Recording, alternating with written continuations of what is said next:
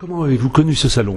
Alors, je l'ai connu grâce à mon éditeur, les éditions Coxigru à Besançon, et je suis très très heureux d'être ici. Est-ce que vous pouvez vous présenter votre parcours d'écrivain? Alors, moi au départ je suis pas romancier, j'écris plutôt des petits textes poétiques dans plusieurs maisons d'édition, et puis j'avais envie d'écrire une forme longue, et donc j'ai écrit mon premier roman, La Voix cendrée, qui est paru en novembre dernier. Aux éditions Coxigru. C'est ça. Le personnage principal...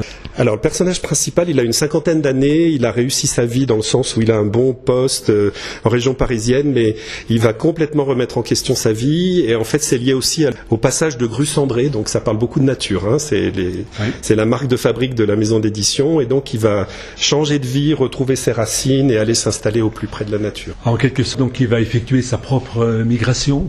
Exactement, c'est un livre sur l'émigration en fait, on parle de migrateurs, on parle d'une migration d'un personnage. Il y a même plus simple, plus proche de la nature. Plus proche de la nature, et puis des priorités dans la vie, qu'est-ce qui compte au fond. Justement, le titre La Voix cendrée, qu'est-ce que ça fait écho aux oies cendrées, aux grues cendrées. Puis la voie, c'est l'idée d'un cheminement. Alors il y a à la fois les grues, parce qu'il va suivre le couloir des grues en France, qui passe d'ailleurs en Franche-Comté, hein, elle passe du nord-est jusqu'au sud-ouest.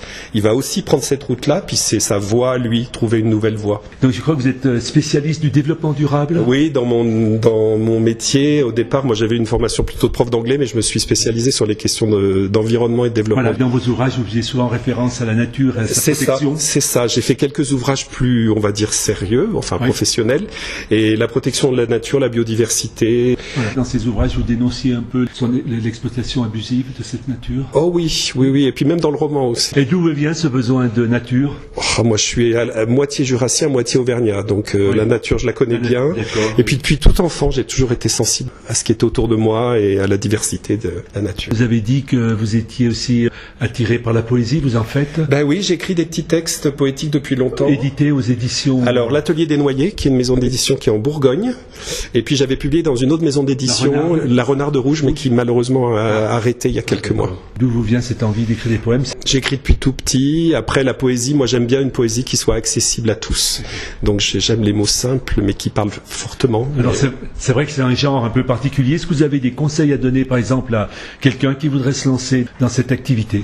Je trouve que la poésie, elle doit être lue à haute voix. Donc déjà, il faut la lire à haute voix et se dire, voilà, est-ce que ça a du sens? Est-ce que ça parle? Et je crois beaucoup à la lecture de la poésie, en fait. Et j'en fais d'ailleurs, j'aime bien faire des lectures de mes textes ou des textes d'autres. Et souvent, des gens vont venir à la poésie en l'écoutant. Parce qu'ils ont peur. Parfois, ça fait un peu peur. Et en fait, il y a toutes sortes de poésie. Il y a une poésie qui est beaucoup plus accessible, dans le sens où elle peut être faite de mots simples, mais parle d'émotions. Comme Jacques Prévert, par exemple. Voilà, exactement. D'autres projets d'écriture en ce moment? Il y a un roman qui est dans ma tête depuis un moment, là, mais malheureusement, il faut du temps. Mais là, je suis en train de mûrir le personnage. Et il y aura le Jura qui sera très présent. Enfin, je dis la Franche-Comté ou le Jura, mais le massif du Jura, on va dire. Oui. Et puis, ça sera probablement un roman avec le Liban, qui est un pays que je connais bien pour d'autres raisons. Donc, ça sera un peu un aller entre deux pays.